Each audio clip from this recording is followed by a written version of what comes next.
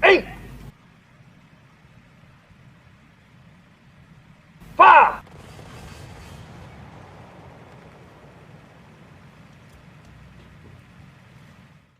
Hello everyone, hope you're doing well. Today in War Thunder, it is time to talk about Operation Shipyard again, and this time go through a critique of the event as we know it right now. Now, understand there will also be some form of post-mortem analysis after the event, so this is pretty much just looking at the early experiences of the event, and also thinking about how at least I perceive it, and what is good and what is bad from the first outlook. So first of all, we're going to go through the general positives, and then we're going to talk about the general negatives. So the positives, as I see it, is the vehicles that are on offer are pretty unique. The H-34 itself being the first premium helicopter, yes, we do have a very similar vehicle in the French tree, but it is our first ever event premium helicopter. It is, in that sense, unique. The VT-12 is one of the most unique vehicles we've ever seen. When it comes to it, incredibly fast, you know, 2 really cool guns, and all of that stuff. The Whirlwind P9 is not unique. We've literally had it before, and the MBK-161 is not too unique either. But if you look at the 2 top tier vehicles, these are trailblazers. So therefore, if we put it in balance, I think overall these are good event vehicles. I think bringing back a pre-existing event vehicle in the form of the Whirlwind P9 is an interesting choice, especially for an event like this, which isn't a normal scheduled event. This is on top of what we normally get each year, and I would have much preferred to see a different vehicle, such as the Key 94-2, or something similar to that. A vehicle which we haven't seen in a while, instead of one which was from last year.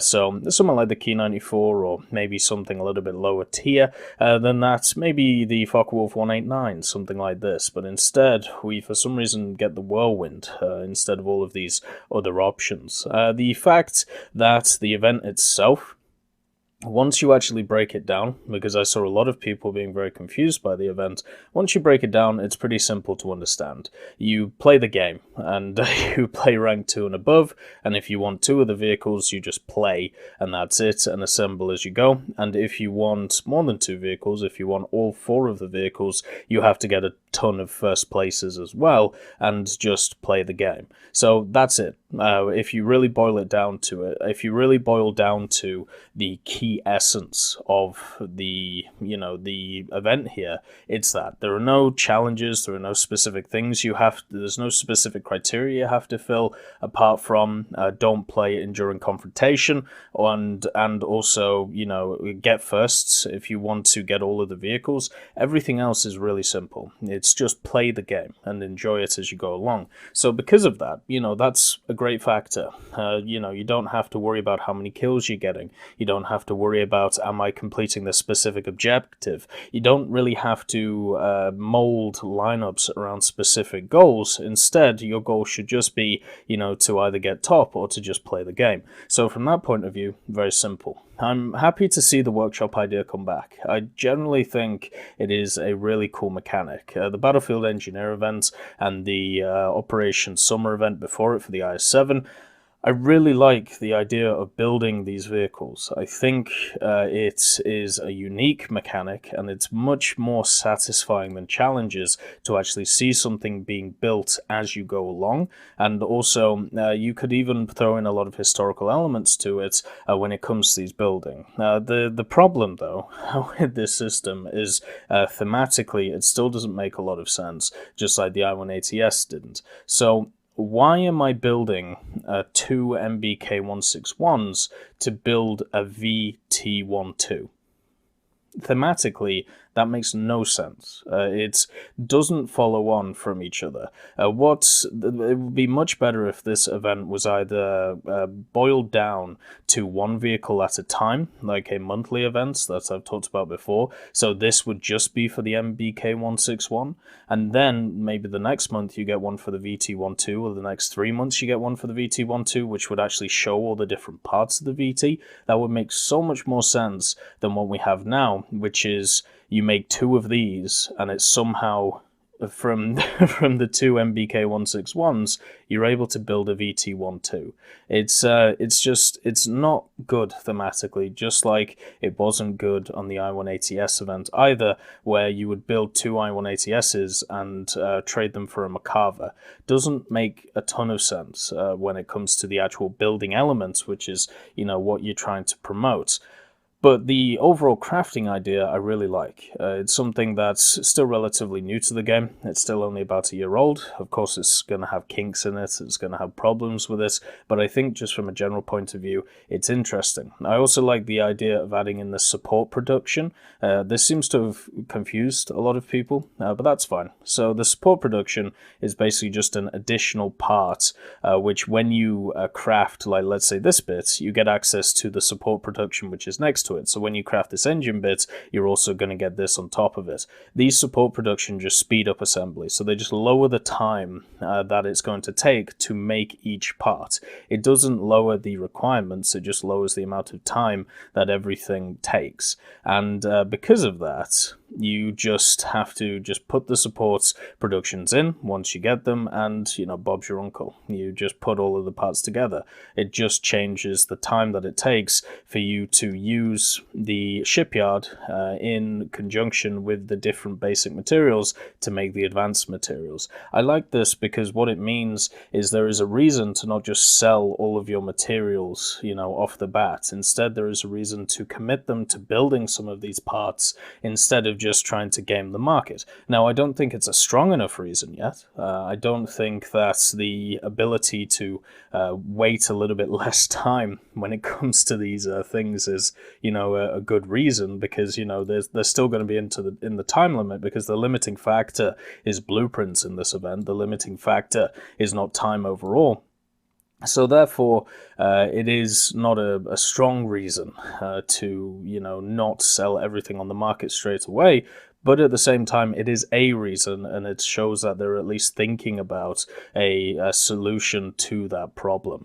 The fact that you can play a ton of different game modes, and you can, play at rank 2 and above, which is always nice, and just generally play out the game. The fact that they've got rid of rare parts, which, to be honest, I didn't mind rare parts. I thought they were done really well in the Operation Summer event. Basically, if you ground out the specific amount of basic parts that you needed, or toolkits, you would get the rare parts along the way. They would have the drop rate, so they would match up with the basic parts. So if you ground out a full IS-7, you got all of the rare parts with it. The problem was with the Battlefield Engineer event, they screwed that completely. And therefore you didn't get the rare parts at the same rate as the basics, and therefore you were left with a ton of basic parts and no rare ones. With this, getting rid of rare parts solves that issue, but then they've also made it a lot more clearer what you need in this event to actually build everything in the form of blueprints. So they've added in the blueprint idea. I think it's generally good, apart from one massive negative with it, which is of course the first place mechanic. So if you don't come first in a massive amount of battles, then you are only going to be able to really create 3 MBK-161s, so therefore you're only going to be able to either create 3 minor machines, so 3 MBK-161s or 3 Whirlwind P9s, or you're only going to create 1 minor, the MBK-161, and 1 major, which would either be the VT-12 or the H-34. So because of this, you are forced to get the first places in order to get the blueprints. One of the things that is also interesting about this whole piece is it talks about the drop rate of basic materials. It says every 10 minutes you get a shipping container. This shipping container contains 1 to 3 pieces of basic material. Okay? So it's as simple as that. What it doesn't tell you is how many blueprints drop per 10 minutes. Is it 1 blueprint? Is it 2 blueprints? Is it 3 blueprints? We don't know. And also, when it comes to the second stage, when you are building the second MBK-161 and on, it also says that, it drops tank blueprints and ship blueprints. Do these have the same drop rates? Do they themselves drop at the same time? So can you get 2 blueprints or 2 different types of blueprints once? How many of them can you get at one time? None of this is clarified in this post. So even though they have been more transparent about the amount that you're required to build stuff, the actual rates or the drop rates is still obfuscated for the blueprints, which was the main problem with the rare parts when it came to the Battlefield Engineer event. And that is always going to be an issue until we end the event and know what the drop rates were, when it comes to the actual timings of everything. The other thing as well, when it comes to the general stuff, is I think the actual, the actual news article here is much better than before. The fact it has a video, the fact that it talks about how to be able to go through each of the parts of assembling the boat and what you have to do. To be honest, like, this is pretty well made, and it is quite understandable once you get the hang of it. I understand that it can be a little bit cryptic, but there is, after going through all of this, there only is one thing which I'm confused about, and that's the drop rate of the blueprints, and that's because it's not put down. Everything else for this event is just laid down, and if you need a simplified version, it would be nice. Well, it's on the Tech Hub Discord. We've actually got a room with it there, so you can just understand what's going on. Also, it is sad to see that PlayStation 4 and Xbox One players do not have access to the market yet, so they still need to use these toolkits. And also, what is kind of nice about these toolkits is it can tell you which is going to be the limiting factor for this event. So it says here that these toolkits give you additional blueprints of the ship elements in the battles. So you can tell that that's going to be the limiting factor. If this was basic parts, then you know that that's going to be the overall limiting factor to what's going on. So yeah, it's always interesting seeing these bits because it just tells you, what you're going to struggle with in the overall event. Just like with the Battlefield Engineer event, if you go to the bottom for Xbox and players, the limiting factor was, of course, the designer toolkits when it came to the actual new components. And, of course, the components being the rare components, they were the issues, once again, for the machines. So, yeah, it's just kind of interesting, The fact that it is linked to the market, I think, is an overall positive, even though I generally disagree with a lot of the practices that happen there when it comes to the predatory nature of it. I understand why it is how it is. I just disagree with it overall, but that is more of a disagreement in how general economics works in a way, and pretty much screwing people over for the best buck. So, that's a bigger battle to fight, and it's not one to be done in War Thunder. So I understand why the market is like it is. It is nice that we have an access to it, and also, even though it isn't really talked about up here, I'd be incredibly surprised if these were not coupons. So the fact is you'll be able to buy all of these off the market afterwards anyway, because of the fact that, oh, well, here we go. So yeah, it does say that they're coupons, sorry, so that's just me being silly. So you will be able to get coupons for all of these vehicles, so they will be sold on the market afterwards. This means that even if you can't participate in the event, you can buy stuff later on. So that just gives, once again, another option for people to get these vehicles, which is only good. And once again, player control pricing, therefore you can blame the player base for jacking up the prices, even though you can also blame Gaijin for the supply of the thing, which was the problem for the Battlefield Engineer event. So those are the general positives with a few negatives mixed in. Now let's go on a history lesson, right? The first unfair event. The first unfair event, which I would say existed in War Thunder, was back in 2014. This one was called Summertime Madness. It was around in 2014, in July, and it was just insane. There was a lot of stuff that you had to do when it came to the missions that you had to do to get specific vehicles, and it was completely designed. Sorry about that. You can see that when it comes to the amount of missions that you had to do in a short period of time, it was completely designed so you would pick and choose what premium vehicles that you would get, which one you would prioritize, which ones you would want, and the rest you wouldn't have time to do. It was specifically designed for this, so you could not get all of the stuff which is on offer, and the only way you could do that is if you didn't sleep, if you didn't eat, and also if you got lucky.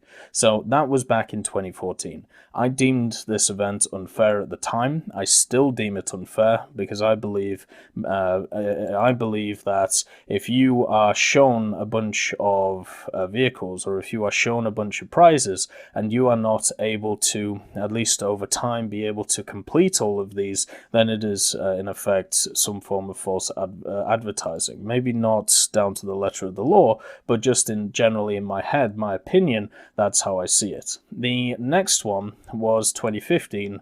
We got Summertime Madness 2 Electric Boogaloo in August 2015. Now this was set up a little bit better. It was a tournament and an event which was slightly nicer when it came to what you had to do, but it was still incredibly hard to do because of some of the tasks that were on offer. But this was still nicer than the 2014 events, but I would definitely say it was set up so you weren't able to grind everything out. Now that might be a little bit unfair. This one was definitely easier than the other one. I just thought at the time it was harder because of stuff such as stuff like this: destroy 30 ships flying bombers from either Great Britain or Japan. So you basically had to get lucky when it came to August 10th, and you had a day to destroy 30 ships. Then you had to achieve 30 victories in basically 2 days. Destroy 60 ground targets, that's not too bad. But then it's stuff like destroy 30 enemy attackers and heavy fighters flying aircraft from one of the following series. So you just have to hope that people are flying, attackers. These are not easy things to do, It's because you have to hope that the enemy brings out something for you to kill, which is never a nice task to do. So that was the main problem with the 2015 stuff.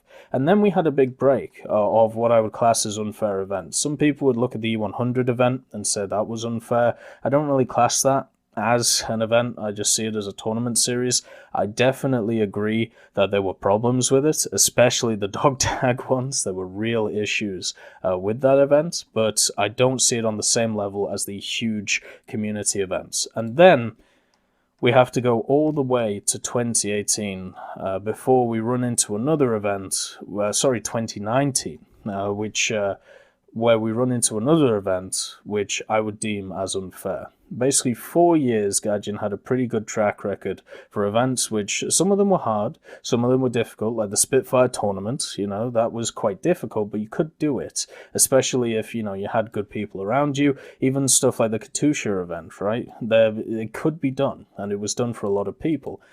The problem is, right, where the key thing for stuff like the Spitfire event, the Katusha event, even the Summertime Madness event like this one, everything was technically doable. It was technically designed so you could do everything if you had the ability. The Battlefield Engineer event was not set up like that. It was set up so you would hit a brick wall when you created 3 of the I-180s, and then on your 4th one you would hit a massive brick wall because you would not get the rare component drops which you needed to be able to build the I-180. Now, I have actually documented, because I realized what was going on about the second day on the Battlefield Engineer event, because I saw a massive shift in what I was actually getting for drops when it came to my 4th vehicle. It may have been the 3rd day, because this ran for 11 days. And I actually categorized it through many different videos. Just type in Battlefield on my channel and you'll get it, right? You get about the 5 or 6 videos where I'm going through the issues that the event had, the supposed bug that it had, which was then said to not be a bug, which was completely ridiculous, because if it wasn't a bug, then that just means the whole event was rigged from the start. So if you want to say it was rigged, go ahead. But the thing is, when it came to it, it was completely designed. If you didn't use the market, if you didn't spend money, you couldn't complete all 6 of these vehicles. It was completely designed so it would be very easy to get one of the minor vehicles, which you see in these top 3, and one of the major ones. And then after that, it was going to be impossible.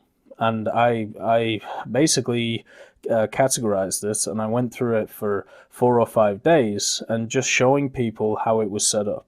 And I was disgusted. I was absolutely disgusted with it, and I still am. I think it was a horrible decision to make, and it was definitely a decision which was motivated by money, especially when they saw the amount of business, I suppose you'd call it, the market did for the IS-7 event. I think it was purposely done to push people towards using the market because of this rare component issue. And you can see here, I had 164 extra toolkits, and I was still waiting. Actually, no, not even 164. That's just that's just boxes I had for toolkits, which had like 1 to 3 toolkits in it. This one I had 15 on top of it, and I didn't have single rare components that dropped. It was completely rigged. The whole thing was rigged against the player, and it was awful because, as I said, since 2015, there hasn't been an event which I hadn't completed. The last event in War Thunder before this one that I hadn't completed was the 2014 one. And at the time I was traveling, but there would have been no way that I would have completed all of this anyway because it was nigh on impossible, right? So 5 years, 5 whole years, I had done all of the War Thunder events, trying to prove to people that every event was possible, trying to prove that, Gaijin isn't screwing you over, that you can do them, look, I'm setting the example. And I hit a brick wall on the Battlefield Engineer event, because it was impossible, and they made it impossible. And that's why, when I look at the Operation Shipyard event, I cannot trust it. I cannot trust it at all, because of the horrors that were the Battlefield Engineer event. It was purposely designed to screw you after a certain period of time, after a certain period of stuff that you hadn't, that you had built. And there is no way that this isn't the same. They've actually hidden it in plain sight in a way, because what they've done is they've said that you can easily build, 3 MBK-161s by just playing, and then you need first places in order to get the blueprints to build the rest. But what they haven't talked about is the other factors, such as, what are the drop rates for the blueprints, and also how long is it going to take stuff. The problem with the whole damn thing is we are not privy to the drop rates, and also because you can sell sets of blueprints on the market for technically real money. I don't trust it, because now you've given yourself an incentive to annihilate the drop rate of this item, just like was done with the rare components. And as I said, after the Battlefield Engineer event, if I ever see an event like this, if it's ever set up like this, I can't trust it. You lost my trust when it came to this style of event. So when it comes to this, I don't trust it at all. I'm going to play through it. I'm going to play it with the community, like I always do, and I'm going to see how far I get, and I'm going to make sure to categorize it as I go. To catalog it as I go, to keep you guys informed, to see if it's worth your time, to see if there are any bugs with it, yada, yada, yada. But I'm flat out telling you, as a person who enjoys a lot of War Thunder, who believes that a lot of the criticisms that are levied at the game can either be explained through different mediums, or once you have a look at the other side of the coin, they can be easily understood. But what I can't do is I can't support this style of event when it has the same ideas and the same problems as the Battlefield Engineer one, where this is set up so you don't get all of the vehicles. It is set up so you have to pretty much do hell and high water to be able to get all of these vehicles. And I can't throw my weight behind it. I just can't. We're going to see, though, if it is an improvement over the Battlefield Engineer event. It's still missing some interesting things. One of the cool things about the Battlefield Engineer event was the I-180. You actually had to test the I-180, and you had to work out what was wrong with it, and then you had to guess, what was wrong with it, and if you got it right, you were able to get some toolkits and stuff, which was really nice. That's not here, so we've actually done a step backward. The General Assembly looks better, though, than the Battlefield Engineer event, and the other thing, which is really annoying for this. So the Battlefield Engineer event, you got extra stuff. You got extra things if like extra for top performing players, right? You got toolkits if you were the first in the team at the end of the battle. You receive an extra trophy that contains between 1 and 3, and in rare cases 10 aircraft maintenance technician toolkits, and also camos, right? None of this is available. All you get is a blueprint for coming first. And we still don't know the drop rate of the blueprint. So that's also become more of a negative. On top of this as well, there is nothing which is community-based in this event. It is the way to grind this event is to get people around you to keep you sane, but to not squad up with anyone and to play solo. Because you spending more time in battle when you're dead and waiting for other people, or waiting in queues trying to get into battles, is just going to slow you down. So it's much better to play solo, but also communicate with a ton of people to make sure you don't go mad, right? And because of the fact that there's no collective events, because of the fact that there's no Christmas tree lights, which there are for the festive events, or sometimes the other events which have some form of, collective prizes. I'll show you it. Just because maybe you haven't seen it, maybe you are new to War Thunder or something like that. But if we go to like a Festive Quest, what you have is you don't just have the vehicles themselves and the challenges. What you also have is this collective idea of lighting up the Christmas tree. So if you get 50,000 lights on the tree, which is 50,000 of these challenges completed by individual players, then that means that everybody gets an RP booster. And that's really cool, right? It's really nice having these little community ideas put into these events, but that doesn't exist here. This is a completely solo event, which is in a multiplayer PvP game. So that is a bit of a problem. It is nice, though, that it is an extra event. It's always nice to have extra events, and it is nice to have the lineup of vehicles that we have here. I just really wish, I really wish when it came down to it, there was a bit more community ideas thrown in and less of an emphasis on the market, or at least I hope that I'm wrong about the emphasis of the market. Otherwise, I'm going to be incredibly angry in about a week's time. And I'll probably never do an event like this again, unless it fundamentally changes. Anyway, so that's my thoughts on the overall event. The general foundation is great, but the things that are built into it to screw over the general player base in favor of economical benefits for the company behind it dissatisfy me greatly. I hope you all have a wonderful day, and I'll see you next time. I'd just like to thank Ambrosius McClellan, B. Young, Blackie, Daniel Stanton, John Ryman, Joseph Anders, Martinez, Mopar 1969, Moxie, Super Cacti, Uyans Terry, and Elove Goats, and of course Seductive Trash Can for supporting the channel.